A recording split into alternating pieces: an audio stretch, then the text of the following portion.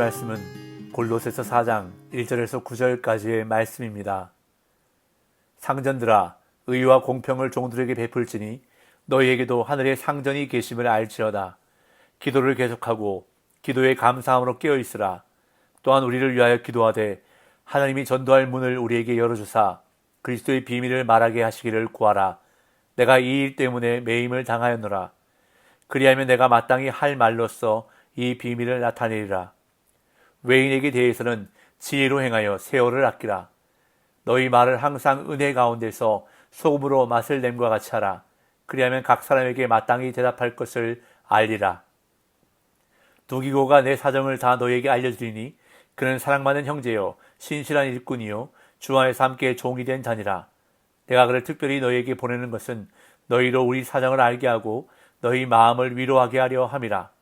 신실하고 사랑을 받는 형제 오네시모를 함께 보내노니 그는 너희에게서 온 사람이라. 그들이 여기 일을 다 너희에게 알려주리라. 아멘. 오늘 본문은 골로새 교회 성도들을 향한 마지막 권면과 두기고를 천거하는 바울의 추천서를 담고 있습니다. 본문은 크게 세 단락으로 구성되어 있는데 첫째 단락인 1절은 종들에 대한 상전의 태도를 언급하고 있고 둘째 단락인 2절에서 6절까지는 골로새 교회 성도들의 기도 생활과 외인들에 대한 지혜로운 삶에 대해 언급하고 있습니다. 그런 다음 셋째 단락인 7절에서 9절까지는 두기고에 대한 추천서와 오네시모에 대한 간략한 언급을 담고 있습니다. 먼저 바울은 종들에 대한 상전들의 태도에 대해 언급합니다. 그리스도를 믿는 상전들은 불신자들과는 달리 종들에게 의와 공평을 베풀어야 한다고 말하는데 그 이유는 상전들에게도 하늘의 상전이 계시기 때문이라고 바울은 말합니다. 1절입니다. 상전들아, 의와 공평을 종들에게 베풀지니 너희에게도 하늘의 상전이 계심을 알지어다. 이 구절은 어제 본문인 3장 22절부터 25절까지와 함께 묶는 것이 더 자연스러워 보입니다. 종들이 상전들에게 순종해야 하는 것처럼 상전들은 종들에게 의와 공평을 베풀어야 한다고 바울은 권면합니다. 그런데 이 권면은 당시 로마 법과는 잘 어울리지 않습니다.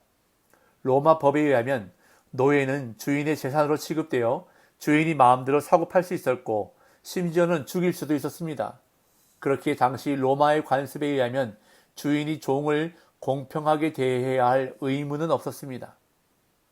그러나 바울은 종들을 향한 의와 공평을 상전들의 의무로 규정하고 있습니다. 의와 공평은 구약에서 하나님과 하나님이 세우신 왕이 백성을 통치하고 심판하는 원리로 자주 등장한 개념들인데 상전들에게 이를 적용한 것은 이들이 하나님을 대리하는 위치에 있음을 암시하는 것입니다. 바울은 상전들을 향해 너희에게도 하늘의 상전이 계심을 알지어다 라고 말함으로써 만약 상전들이 종들을 학대하면 하늘에 계신 주님이 상전들을 심판하실 것임을 암시합니다. 그런 다음 바울은 이제 골로새 교회 성도들에게 결론적인 권면을 시작하는데 그리스도인에게 가장 중요한 두 가지 의무를 언급합니다. 그것은 바로 기도와 전도입니다. 사도 바울이 이것을 마지막에 강조하는 이유는 모든 그리스도인들이 이 두 가지 의무가 중요한 것임을 인식하고 있으면서도 그냥 지나치기 쉬운 항목이기 때문입니다. 먼저 바울은 골로새 교회 성도들을 향해 기도 생활을 열심히 하라고 권면합니다. 2절, 기도를 계속하고 기도에 감사함으로 깨어있으라. 우리는 기도의 중요성을 알고 있습니다. 그리스도인이라면 누구라도 기도가 중요한 것임을 알고 있을 것입니다. 그런데 그럼에도 기도를 충분히 하지 못하는 이유가 무엇일까요? 악한 사단이 우리의 관심을 기도로부터 멀어지게 미혹하기 때문입니다. 그렇기 때문에 우리가 영적으로 승리하기 위해서는 의지적으로 기도에 최선의 노력을 기울여야 합니다. 이 구절에서 계속하고로 번역된 헬라어는 집요하게 하다, 고수하다, 헌신하다, 계속하다 라는 뜻을 가진 단어인데 집요함과 열정의 의미를 내포하고 있습니다. 또한 기도에 요청되는 자세가 있는데 그것은 바로 감사하는 마음으로 기도하는 것입니다. 바울은 끊임없이 감사 기도를 하는 사람임을 성경을 통해서 우리는 알 수 있습니다.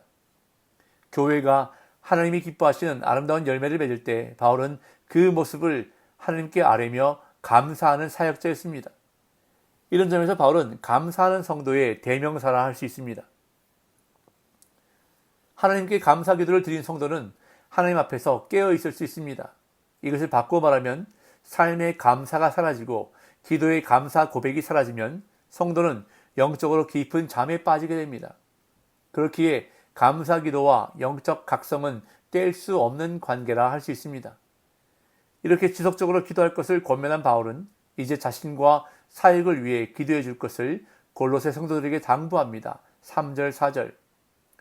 또한 우리를 위하여 기도하되 하나님이 전도할 문을 우리에게 열어주사 그리스도의 비밀을 말하게 하시기를 구하라. 내가 이 일 때문에 매임을 당하였노라. 그리하면 내가 마땅히 할 말로써 이 비밀을 나타내리라. 기도의 사람 바울은 골로새 교회 성도들에게 자신의 사역을 위해 하나님께 간구해달라고 중보기도를 요청했습니다. 바울은 그 누구보다도 중보기도의 능력을 알고 있었기에 하나님께서 전도의 문을 열어주시도록 중보기도를 부탁하고 있는 것입니다. 여기서 우리는 전도의 문을 여는 열쇠가 기도임을 알 수 있습니다. 전도 사역에 앞서 기도는 필수적입니다. 교회가 선교 사람들을 위해 계속해서 중보해야 하는 이유가 여기에 있습니다.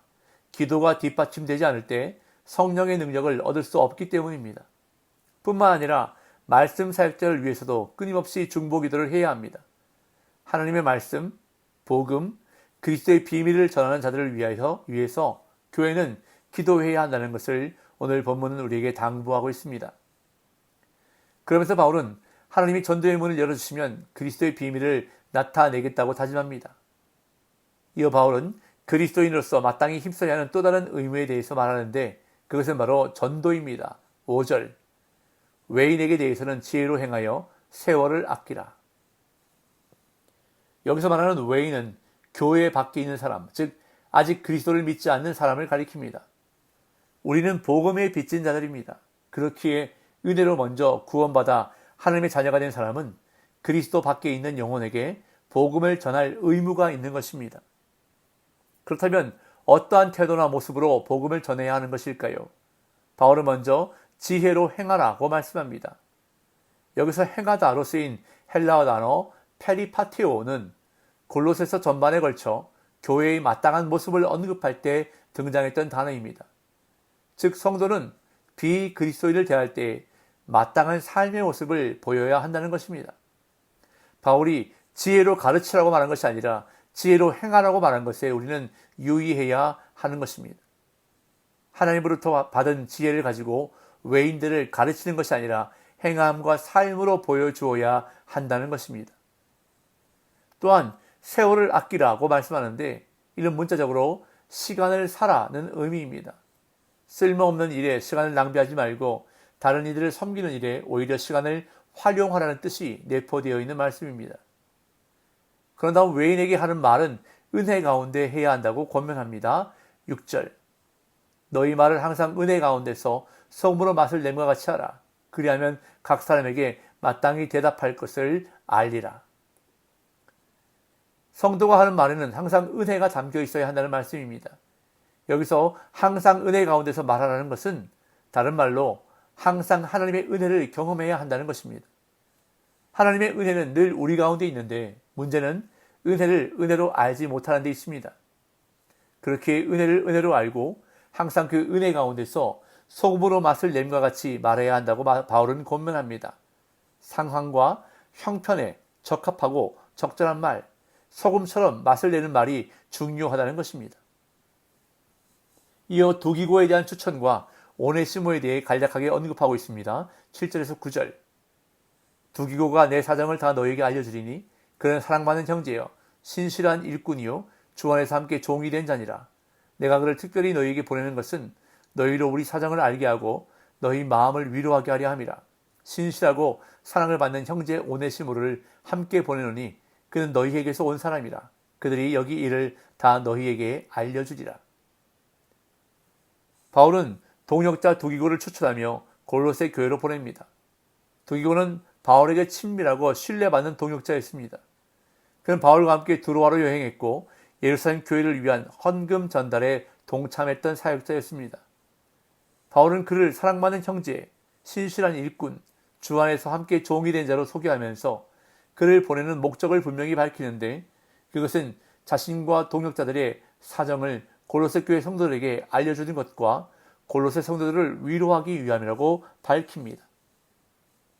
또한 바울은 두기고와 함께 오네시모를 골로새 교회로 보냈는데, 오네시모는 원래 빌레몬의 종으로 주인에게 잘못을 저지르고 로마로 도망쳤던 사람입니다.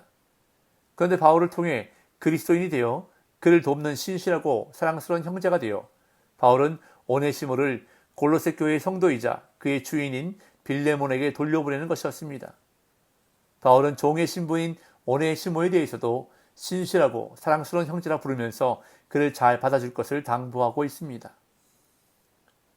오늘 본문은 우리에게 두 가지를 강조하고 있습니다. 하나는 기도하는 성도가 될 것과 또 하나는 품행이 좋은 전도자가 될 것을 강조하고 있습니다. 성도는 지속적이고 간절한 기도를 통해 깨어 있어야 합니다. 또한 말씀을 전하는 주의 종들을 위해 끊임없이 중보 기도를 해야 합니다. 그리고 믿지 않는 영혼들을 전도해야 하는데 말과 행실로 전도해야 한다고 말씀합니다. 오늘 이 하루도 깨어 기도하며 삶으로 복음을 전하는 복된 성도의 삶 살아가시기를 예수님의 이름으로 축복합니다.